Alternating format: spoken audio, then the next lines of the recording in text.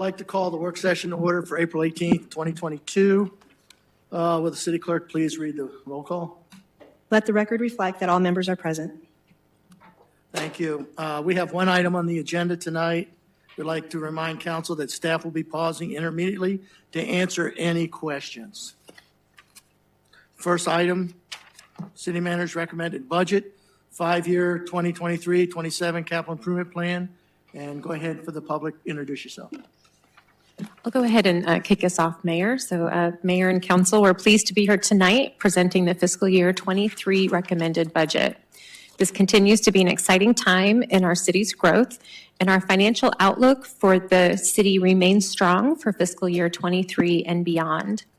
However, the end of the pandemic is basically occurring, but we now face challenges of inflation, supply chain breaks, labor shortages, and international strife.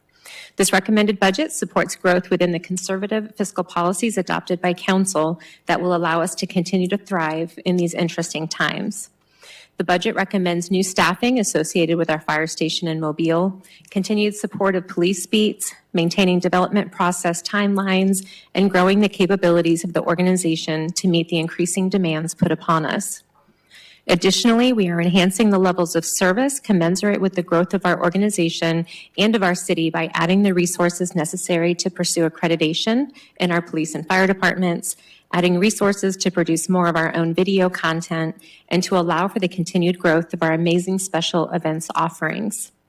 Tonight's presentation will be an overview of the fiscal year 2023 recommended budget, and next Monday night we will dig deeper into the operational and capital recommendations included in the budget, and if necessary, continue the conversations on May 2nd. I anticipate that Ryan, Doug, and I can answer most questions. However, the entire leadership team is here to ensure that you have the information that you need for this important discussion, as adoption of the budget is arguably one of the most important decisions that you, as elected officials, make for our community. I look forward to our discussion, and I'll now turn it over to Ryan to get us started. Thank you, Julie. Good evening, Mayor and Council. My name is Ryan Biddle. It's good to see everybody again. I am the Finance Manager of Budget and Research here at the City of Goodyear. And tonight's presentation, as Julie just said, it's a culmination of months of collaboration between city employees, at the department level all the way up to the city manager's office and everywhere in between. And we're pleased to share our fiscal year 2023 city manager's recommended budget in the amount of $480.4 million. This presentation, we have about an hour to go through and a hard stop.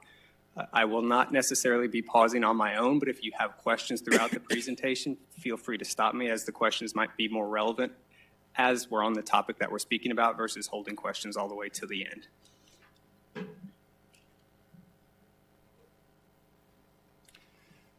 So a quick overview of what we will be covering on the first night of our budget presentation.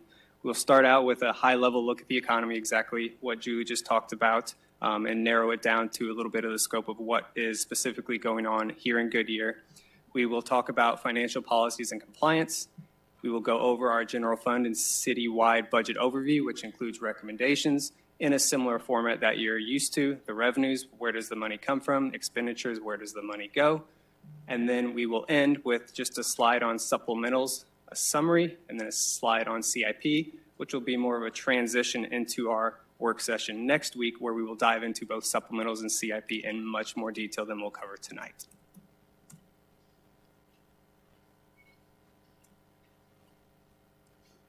So if we start out talking about the economy, again, the fallout from the pandemic is pretty much what we are stuck with dealing. Luckily, the pandemic for the most part is behind us, but that leaves us with supply chain issues, labor availability issues, material costs, and general inflation. Pretty much the headlines of any business section on any major news network you were to look at. Related to that is housing and construction bottlenecks. The construction industry is seeing a lot of the same issues that we're seeing here locally in Goodyear: supply chain, materials, inflation, rinse and repeat. What does that amount to? That amounts to a decline in affordability for housing that we're seeing in Goodyear across the valley as well, as demand is still way up and supply is still at a very low level. On top of that, we have interest rates going up, and we also have at some point pandemic support mechanisms that are going away. Federal aid no longer is around. mortgage forbearance and student loan payment pauses. At some point, those balls will drop. They're still in the air, which could impact people locally as well in the future. We don't know what's going to happen. So the takeaway here is the sustainability of the current trend is in question. The good news is that current trend, as far as a revenue collection standpoint, is very strong. The pandemic did not touch our revenues to any meaningful extent, and we're seeing record high collections in revenues going forward.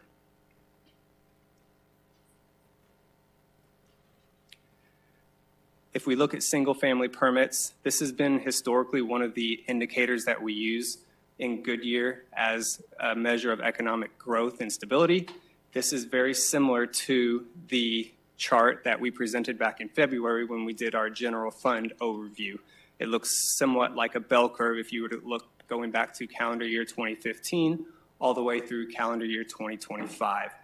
And you can see the purple area for calendar year 22 through 25. That is using the estimates from the University of Arizona Eller College of Business Economic and Business Research Center. And those numbers for 22, 23, 24, and 25, you can see on the top right of your screen. So it might look like things are falling off a cliff, but if you look at it, I want to draw your attention to the green line on there. That's really the story we want to take away. So the current trend is probably not sustainable, the growth we're seeing. So if you normalize that from calendar year 25 through, calendar year 2015 through calendar year 2025, it is still a 2% normalized growth rate. That was closer to 2.5% in February. So they've adjusted their forecast slightly down a little bit, but it is still growth nonetheless and healthy growth nonetheless over that time period on the slide in front of you. Our single-family permits for the year, for fiscal year 2022, are down versus fiscal year 2021, pretty much across the board, but that is not the only metric that we want to use going forward to measure the economic stability that we have here in Goodyear. So as we transition out of a bedroom community into a more well-rounded community where you can eat, sleep, work, and play, we want to start providing more data points around multifamily and commercial activity. We are still working on kind of fine-tuning those, so to speak, our reporting infrastructure internally before we send out a lot of information, but it is definitely something that is on our radar, and we want to make sure that you're aware that it is definitely top of mind from this side of the table, and we want to provide additional information going forward. These numbers that you see on here were actually borrowed from our credit rating presentation about a month ago in March, if those numbers look familiar. So those were directly off of that presentation. And the big 2020 bump on the commercial and industrial permit valuation had to do with Microsoft, because everybody always asks what that question of what that big spike is. I do have a few other just data points, I guess, as it relates to multifamily and commercial development. In the pre-app stage in our queue, so to speak, this data is a little aged, so about a month ago, we had around 430,000 square feet of commercial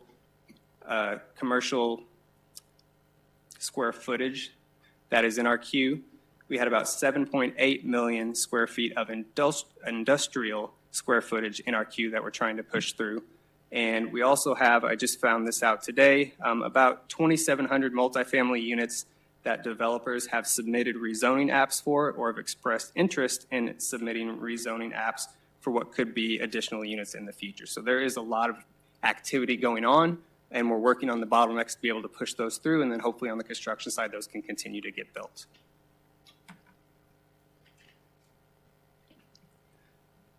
Just the last couple data points on the economy. As everybody in this room is aware, we've surpassed the 100,000 population mark, which is a great achievement. Our median household income is around $85,000. The average is around $99,000, and the median home value is around $477,000 per Zillow. And that snapshot is directly off of Zillow's website. You can see we mirror the trend of a lot of other municipalities around us in the valley. One city that's omitted there is Buckeye, and I searched for them, and it just so happened maybe Zillow was having a bad day, but it said no information was found. But apparently, Dan has been on the phone because I ran those numbers and clicked it again in the system this morning. It did pop up, so Buckeye does exist. Dan's been working really hard over there apparently, and their median home value is about $418,000.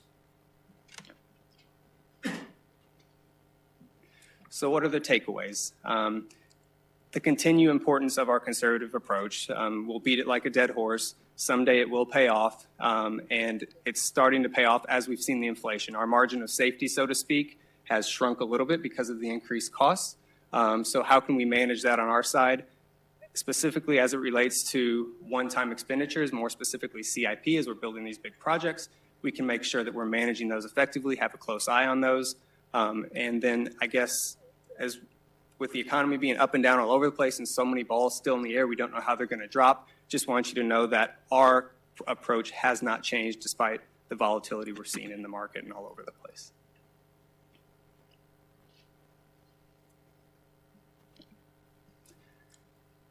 So if we look at our financial policies, the only policy on this list that changed from last year, it was adopted in our March 28th meeting, is the $6.1 million of construction sales tax recognized as ongoing.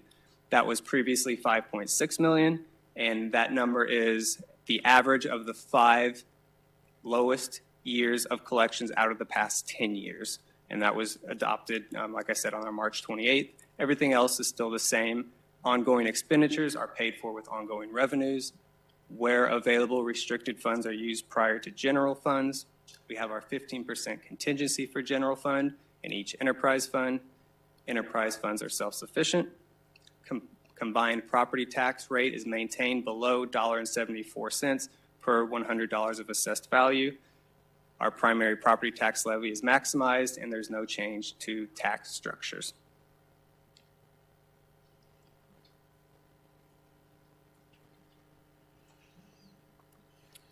So if we get into the numbers a little bit as they relate to this recommended budget, what you'll see on the screen here is our 2022 budget and estimate, but I want most of the attention to be directed towards 2023. So our initial estimate is what was presented to council in February from our general fund presentation. The recommended column is what we're proposing for our city manager's recommended budget. So then we can explain what changed from February basically until now. So on the resource side, our total revenues are pretty consistent with what we had previously. They're up $1.4 million. Part of that was related to the construction sales tax policy change that we just spoke about. We also got updated information from the assessor's side, Maricopa County. So there's property tax assumptions that we've also plugged in. Those make up the majority of the resource changes. If you look on the uses side, the budget requests, $10.7 million. So we had $17.4 million. Let me walk you through the reconciliation of that from February until now. So that's 17.5 million. Out of that, per your budget books that you have, you can see that there were $5.7 million of supplementals that we said no to. They don't make sense. They're not moving forward. We also had about $2 million of base budget changes that we approved, and they moved up into the base budget line item up above. So you can see that just about 3 or 4 rows up.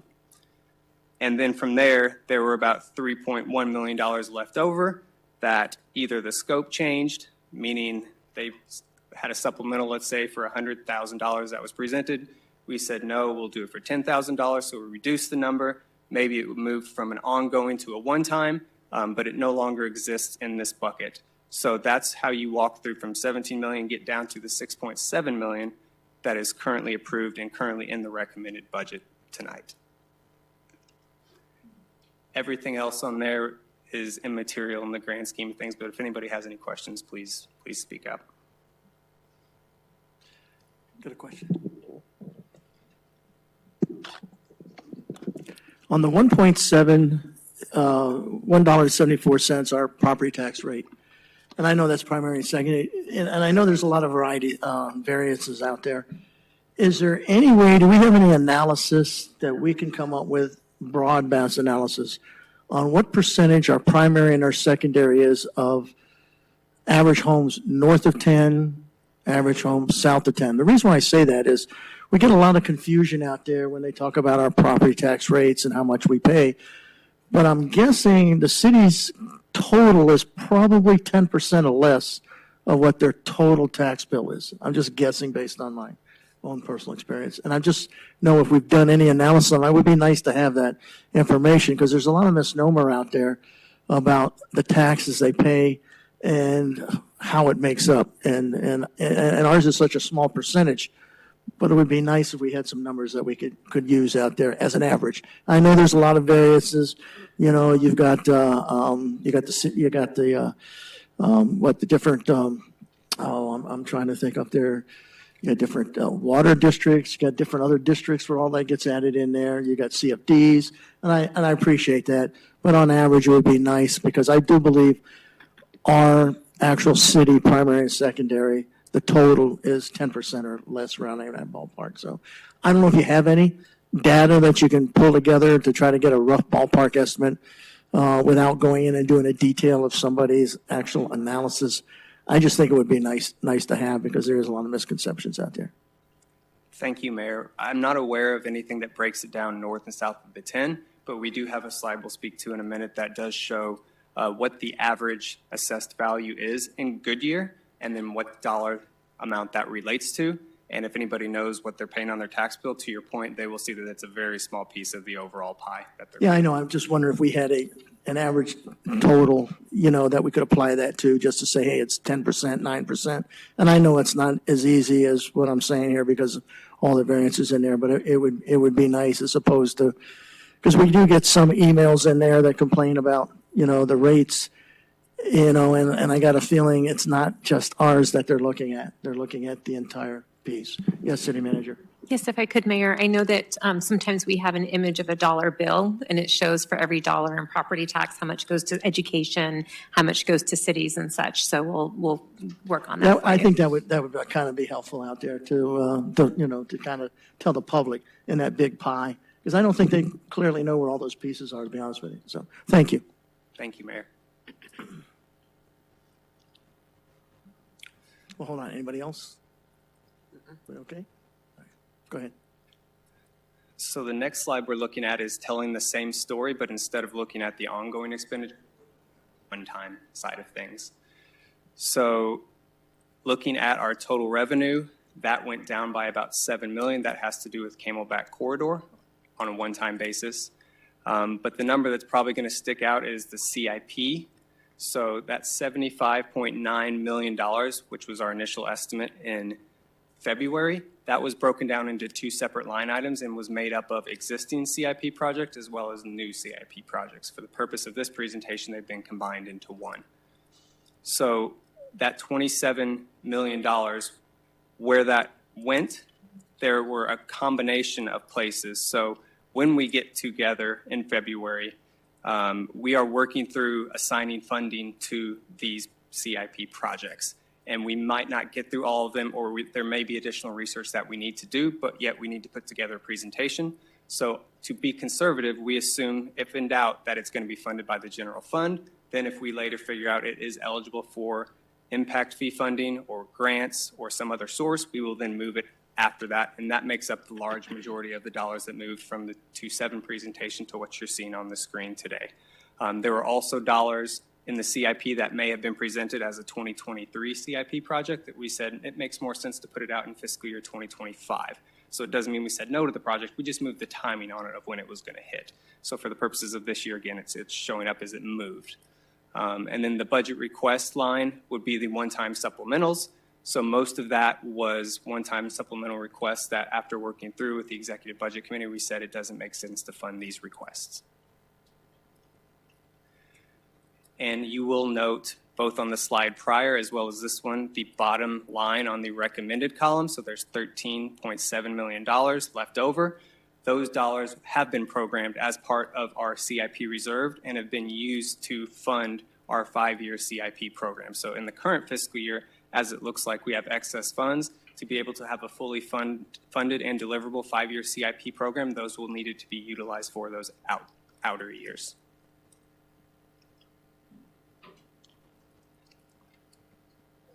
And speaking of outer years, we wanted to show our ongoing general fund. We showed it for fiscal year 22 and 23. this is showing a 5-year look. So this aligns with our budget policy of ensuring that our ongoing operating costs are supported by ongoing stable revenue sources. And this is our way of showing that on paper in numbers. You can see that we should be financially solvent through fiscal year 2027 on an ongoing basis.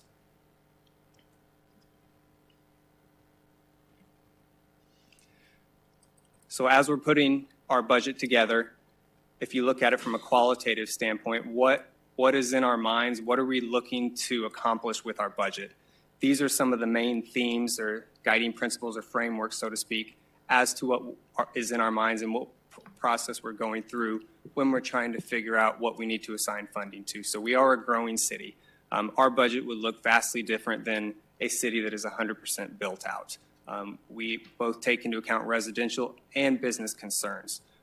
We want to make sure not only do we maintain the current level of services as we grow, which means more bodies, it means more dollars, it means more resources, but we also want to expand services so the quality of life for our citizens can expand when it makes fiscal sense to do so. You will notice as we get farther into public safety continues to be a high priority of where our dollars get spent. And we want to make sure, again, that the sustainability, the decisions that we make today, they might look good on paper today, but we want to make sure 5, 10, 15, 20 years from now that it still makes sense and we're not going to handcuff ourselves down the roads by the decisions that we make. Last but not least, as a City of Goodyear employee, we want to make sure that we are able to attract and retain quality talent, again, to be that all-around city so people don't need to necessarily leave and go to Scottsdale or go to Phoenix to work. They can stay here and they've got the employment and opportunities to work locally.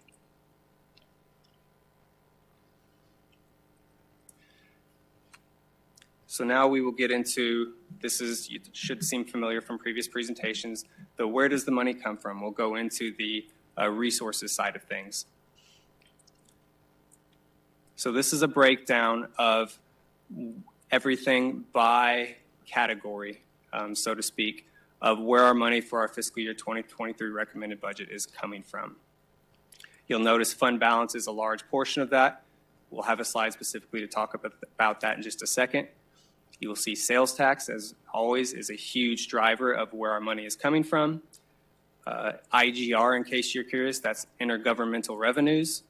Our budget authority is the 15% of the policies that we just talked about, the dollars set aside.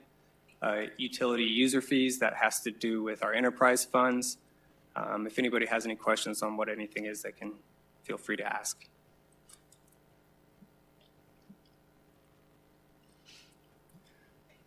So this is just a different way of looking at that $597.7 million. Again, your fund balance, but all those other buckets can be combined into more of an operating revenue look. And that's over half of where the dollars are coming from to fund our upcoming year's budget. And I will note on the top right of the slide, you can say there's a page reference, page 178. That refers to the printed versions of the budget book that we gave to you, and Schedule 1 in particular. Schedule 1 is a city schedule that we have that shows all of our funds, revenues, and expenditures at a fund level, top to bottom. It's the one-page look, so to speak, of everything at the city if you want to look at it.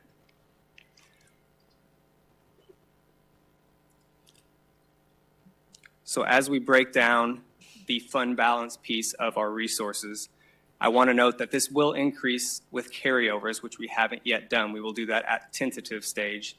But last year, that was a pretty big number. It was in the $150 million range, but that's because we had a few big CIP projects that we were carrying over that are closing out this year. So we expect that number to be a lot lower going into tentative budget. And this slide is important because not all the funds that we're carrying over are just for available use. For example, capital funds, those are restricted to just anything to do with impact fees. Our enterprise funds, again, they are self-sufficient funds, so they can only be used for inter-fund related uses. Cfd and Trust Funds, that is a new piece we've added to our budget that wasn't shown last year. We've always had it, we just haven't shown it visually, so now we're including it in our numbers. And then you can see our general fund and asset management, which is the big piece for 41%.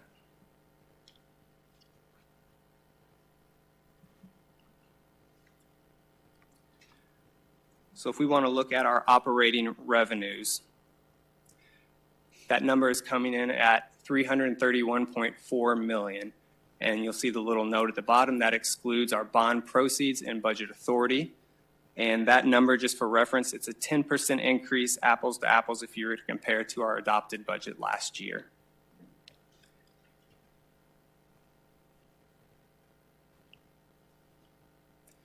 If we look at operating revenues, but just a little smaller scope and focus primarily on the general fund, you can see that number is coming in at $176.9 million for 2023.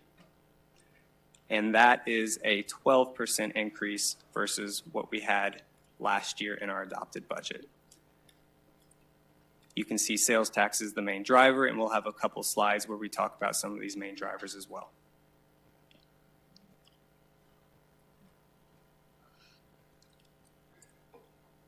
So looking at sales tax over time, going back to 2015, you can see we've had a very healthy ramp up going into 2021, into our 2023, where we have it programmed at $105 million.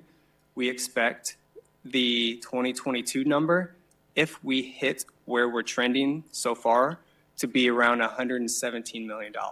So you can see that 105 in the budget, we could end up potentially at around 117 if the current trends continue. That puts us in a very good position going into next year. Another way to look at that $105 million, this is the same numbers broken down into different buckets for our non-construction, our construction one-time, and our 1% construction differential. If you'll look at the little red numbers in the middle, that's where you can see the change in our construction sales tax policy. If you notice for 2023, that's $6.1 million, where in previous years, or last year, it was $5.6 million, so that's a change. The $78.4 million in the blue, if you look at that year over year, that's our ongoing general fund dollars. And you can see that continues to increase, so it's a very good story to tell.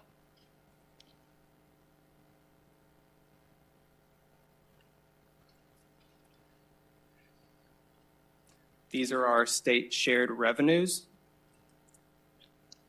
So we look at our urban revenue sharing, vehicle license tax, state sales tax, and HERF. Our assumptions as far as from a forecasting standpoint have not changed at all since our February meeting when we got together. We know the flat tax has been coming through and there's a bunch of bills still in flux. As those play out, we'll make changes accordingly, but nothing in our assumptions have changed since our February presentation.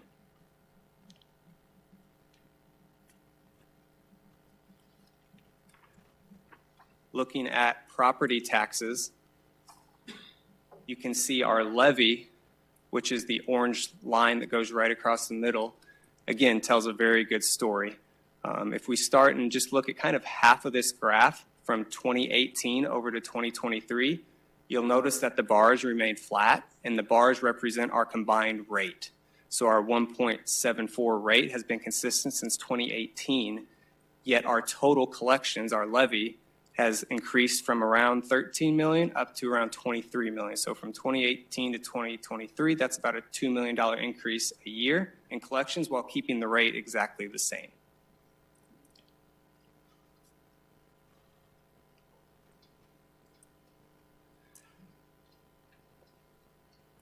This slide is just to reiterate that we are maximizing our primary property tax, that our secondary property tax collections are set to cover our GO debt service, and that we will need additional bond authorization in the near future, which we will have future council sessions to discuss. That will be necessary to fund a lot of our CIP projects that we'd like to move forward with in the future. This little graph or numbers, I guess, this chart was included last year. I thought it was very helpful. Looking at the bottom of it, where you can see the Goodyear property tax, $100,000 assessed value home, somebody would pay $173.50 for a home that has $100,000 of assessed value. Well, then the next question that always comes up is, well, what is the average assessed value of a home in Goodyear? So we looked that up, and the assessed value of a home comes in at right around $210,000 for a single-family home in Goodyear. So again, this is assessed value, taxable value, as opposed to the number everybody sees on Zillow, or if you were to sell your home today, two completely different numbers. So this is what you're taxed at. The average Goodyear resident is paying, therefore, around $364 in property tax to the city of Goodyear, typically on a couple $1,000 bill. Before Ryan leaves the slide, just one point of clarification. On the needing additional bond authorization in the future, our CIP does not include any items that will require bonds that are not currently authorized. So we do have a lot of plans in place and so on, and we'll talk about those as part of the CIP. But the recommended budget in the capital plan before council does not include anything that does not have bond authorization associated with it. Thank you, Doug.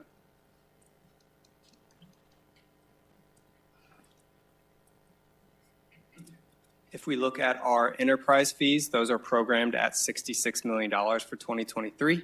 You can see the breakdown between water, wastewater, and solid waste.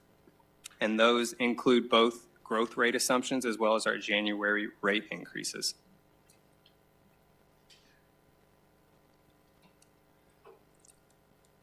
Looking at non-utility impact fees, those are programmed at $11.8 million.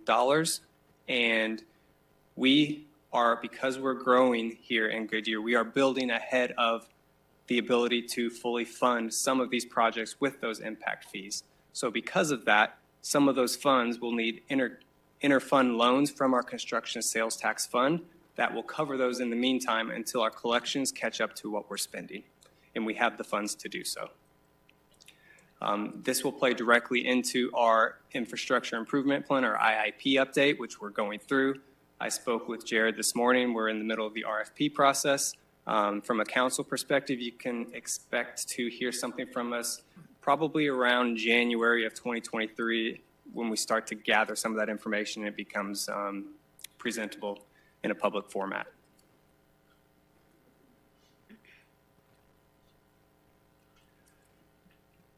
If we look at our user fees, our Parks and Recreation Department is programmed for $0.9 million, and that's a 4% increase versus fiscal year 2022. I have a bunch of metrics that the Parks Department was very gracious to provide me as far as pass holders and everything like that, if anybody is interested. Our pass holder numbers are quite a bit down from our initial $75 introductory rate, but we still are seeing a lot of interest in going there, and we expect to be around 1,000 guests per day is where we will level out. We're getting ready to get into the peak season right now, and our staffing needs matched that 1,000 guests per day current levels we expect to be at. So it's a good balance right now based on what we have in the budget, both on the revenue and an expenditure side. Ballpark, I hesitate to say normal spring training because we haven't had a normal spring training in a couple of years, it seems like, but we are going to assume things are going to go on as normal, which would be $3.7 million. We received about $1 million last I checked this year for this year's spring, abbreviated spring training version that we had. And the other note worth pointing out on this slide has to do with our development-related revenue. That's $13.4 million. And we assume, just so you know, there's an ongoing portion of that, and then there's a one-time piece. The ongoing piece, we assume full cost recovery, and for the one-time piece, we assume 80% of our current year estimate.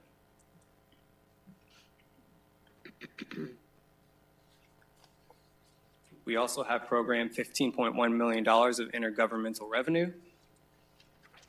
The majority of that comes from our Camelback Corridor project. We also have ASTA reimbursement money that is up around $2.4 million, which gets us back to what our normal collections were prior to COVID. We have our CDBG programmed, and then a small amount of what we call other, which consists of our Arizona Lottery Fund, Park and Ride, and RICO Fund dollars. And then last but not least, we have an other bucket or a catch-all. We have our franchise fees. Most of these buckets increase a 4 to 6% increase assumption year over year. And that kind of rounds up the where does the money come from side of things.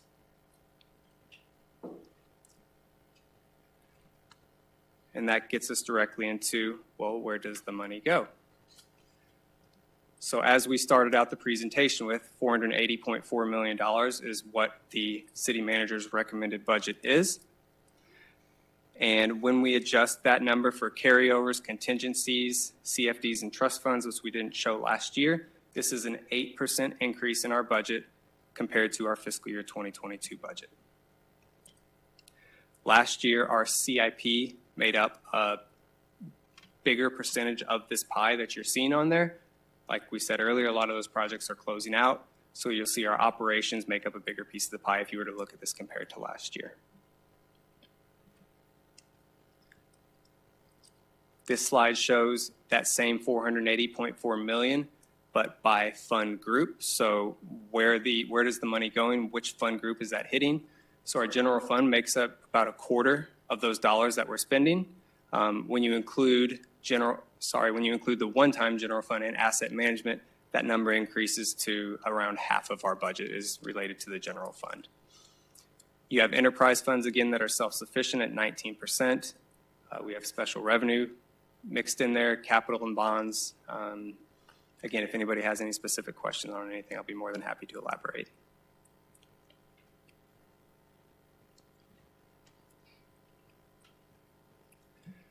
So here we wanted to look at just our operations, and we wanted to break them down on a department level. You can see personnel is a big piece of what it takes to run the city of Goodyear. And just so you know, this number excludes our CIP. We don't consider CIP operations because it's one-time in nature. It also excludes our interfund transfers, contingencies, and CFDs and trust funds.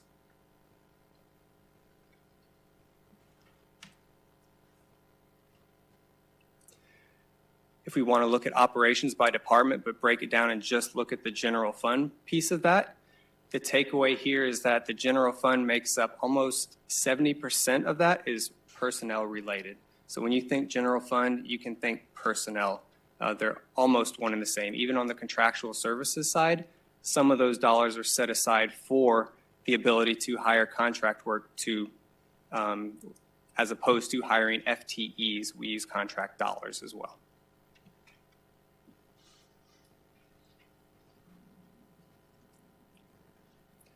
So this gets us to our total personnel, which includes 62.04 FTEs that we request for the fiscal year 2023 recommended budget. And the breakdown of that after those adds would put us at about 900 FTEs in the city. And that 900 FTEs, of those, 43% we would say are considered public safety. That's why we broke those out. And you can see police, fire, court, and prosecutors. 43% of those dollars are related to public safety personnel. Another way to break down those 62 FTE adds, 4 of those are enterprise fund related. So that gets us down to 58 FTEs. 8 of those we assume are going to be covered by the SAFER grant. That gets us down to 50 FTEs. If the SAFER grant doesn't go through, we have funds available to fund those positions out of the general fund if need be. We have 1 HERF-funded position, which leaves us with 49 general funded FTE requests. Out of those 49 general fund FTE requests, just about half of those are public safety related. So 24 of those are general funded public safety requests that we're asking for. The remaining 25 are spread out between all the different departments within the city. And we will go into much more detail on each one of these individual requests in our next work session when we cover supplementals.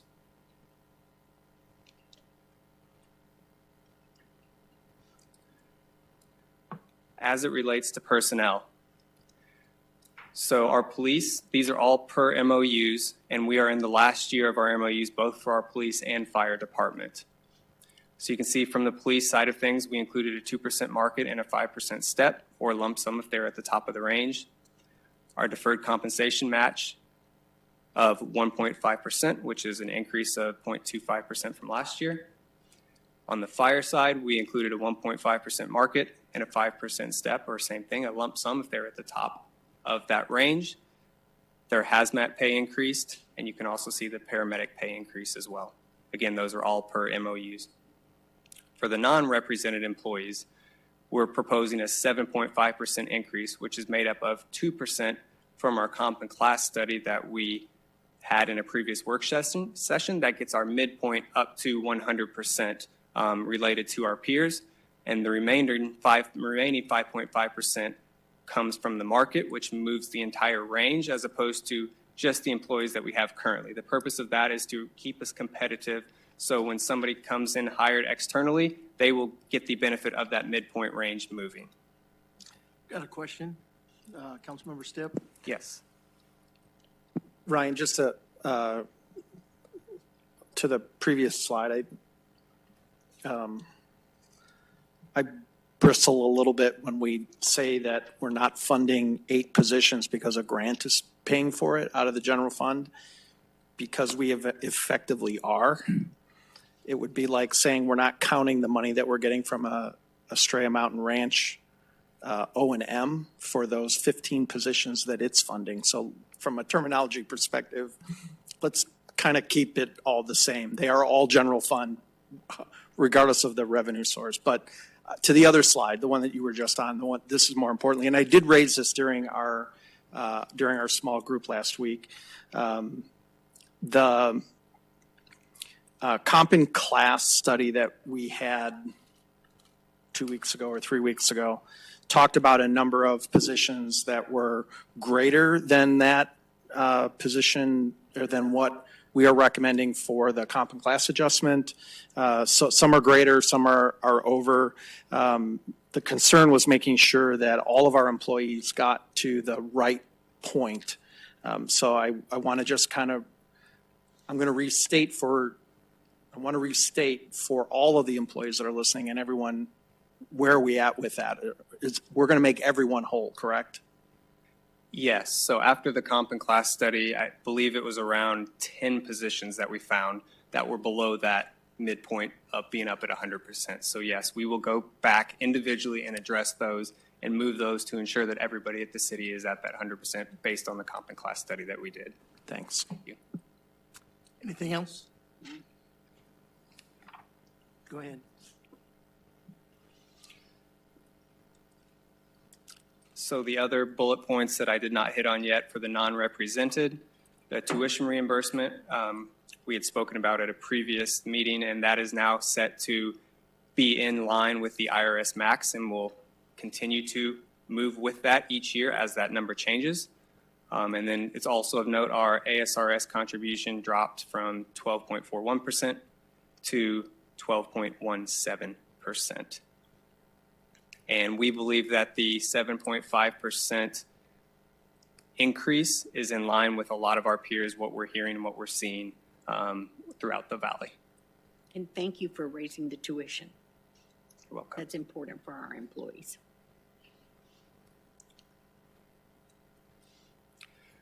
So we're getting near the end. Just a couple slides, or one slide apiece actually, on supplementals to look at as a whole.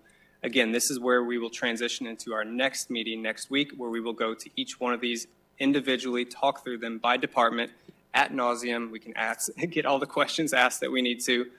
This budget process takes as long as it takes. Some years it's quicker, some years it's longer, but it takes as long as it takes, which is why we have a whole 3 hours set aside next week, as well as an additional session if we need it, to make sure we can get questions answered and everybody is comfortable with what we're adding. Tonight's presentation was more of, this is what we're doing with the existing resources and uses that we currently have.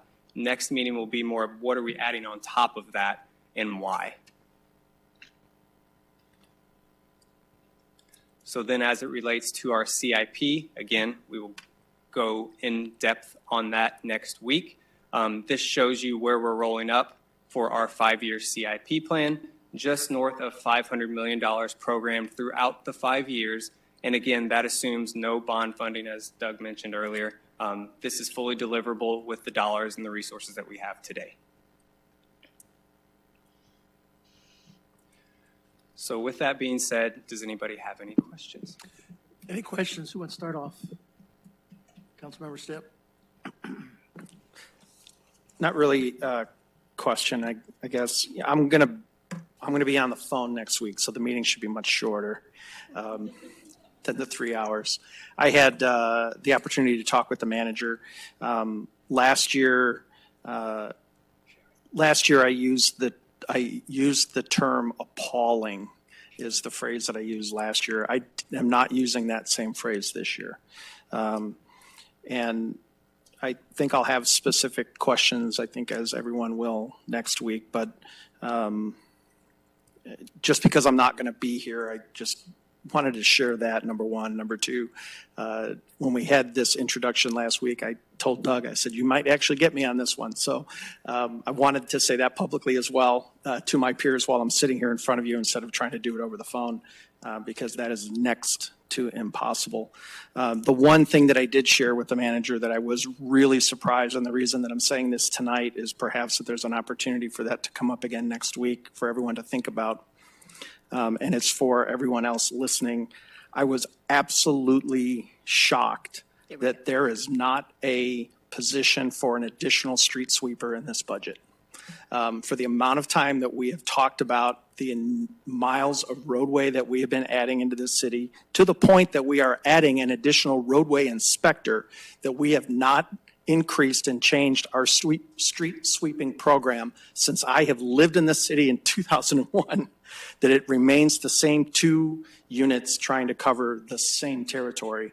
I think we all know what that does to the beauty of the city, which is one of the things that we're pushing for. So that was the one thing that I was surprised by.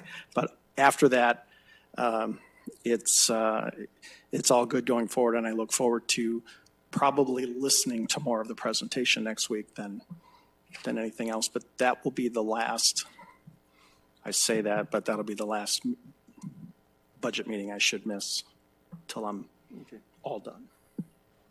Councilmember Loretano. Thank you very much to the presentation. And just so the public knows, we did have small group meetings and kind of went over a lot of our questions. So, and I know we're going to have more for the detail, the nitty gritty.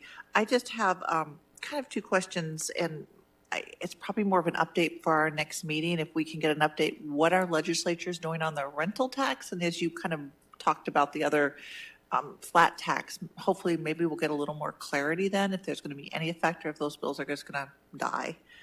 And the other point is I really do like the going through what the mayor said about the taxes for our public, because I think something else that when we do that, we put that in focus every year, but we need to keep hammering on that, because I've already had a couple of people say our taxes are going up, our taxes are going, and they're not going up.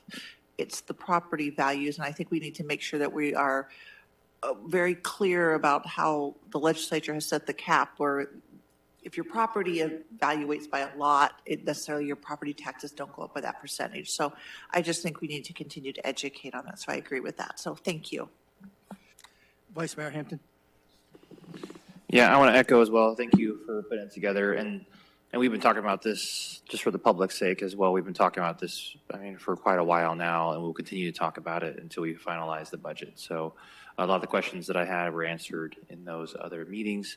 I think the budget overall is good. We're a growing city, and there's a lot of things to keep up pace with all the needs that the city has with roads and employees, just continue to preserve our quality of life and the standards that Goodyear wants to maintain. So yeah, so I'm good with everything here as well. So thank you. Councilmember Campbell. Okay, my question is, when next week when we go into the CIP, we're going to go project by project, so we'll understand what actually is in there, because that's the questions we're getting. It's when 303 is going to be finished, when the Cerebral is going to be done, when are we going to do this, that, and the other. So Correct, yes. Thank you, Councilmember Campbell. We are going to present the CIP in a way we can chunk it down and make it digestible, because it's a lot of dollars. There's 193 projects that are in that CIP in the 5-year span. So yes, there's a method behind the madness, and a methodology will follow. So hopefully it'll be easy for everyone to break down, and we will go through specific projects, individual projects, with a focus on projects that are high dollar value, as well as in the fiscal year 2023 versus the out year budgets. Those will be our primary focus. So we're hitting on the majority of the dollars, the majority of the high profile projects, everything that will come through. And if there's anything that we can follow up on. That's why we have a third session set aside. Okay, and is there going to be some way that we will be able to identify what dropped off? Because every year we do a CIP project, and some move up to the top and some fall off at the bottom. We never know exactly where everything went. So I know that there's some projects that may not be as pressing as others, but they're still just as important. So I don't know how you can do that, truthfully. We have a reconciliation of all projects that existed last year and the Okay. dollar amounts, and we will talk about how much those increased and Okay. what, and to that extent. As far as shifting years, we have not necessarily done that, I don't believe, but we can between now and I then. don't want you to have to go back too far, because to me, I think that would be kind of hard, huh, Doug? Well, never mind. Yes, it would. Okay. But we definitely have a good handle on the projects that are in the CIP and that remain in the CIP, and we'll be able to go through a lot of those. Yeah, because to tell you the truth, sometimes projects come before us that all of a sudden are much more urgent than other projects, and that's why we move them around. But the ones that were there first are still just as important, but they kind of move on down. So that I'm just hopeful that we're able to make a dent in some of those. And one other thing, if there are any projects that were in the CIP and have completely dropped out, we will definitely have that for you. Oh, But off good. the top of my head, I don't think there are any. Okay, thank you. Councilmember Kano?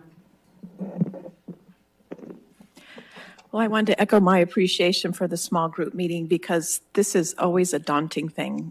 It's one of the most important things we do, but I think certainly with the last few years, we're just facing unprecedented uncertainty in economics, and so I appreciate that. I was trying to follow along. I didn't have that presentation, but and I guess for the next one, it'd be helpful if we could follow along. There's so many numbers, there's so many facts, and it scrolls by on the screen, and so I know that would help me tremendously. Just learning a lot about how we've diversified our revenue bases. I think that's really good. I look forward to our conversations about the positions in the CIP. Certainly, we added programs, we've added public safety, and I think it's important that we all know why we did and what we did. So thank you.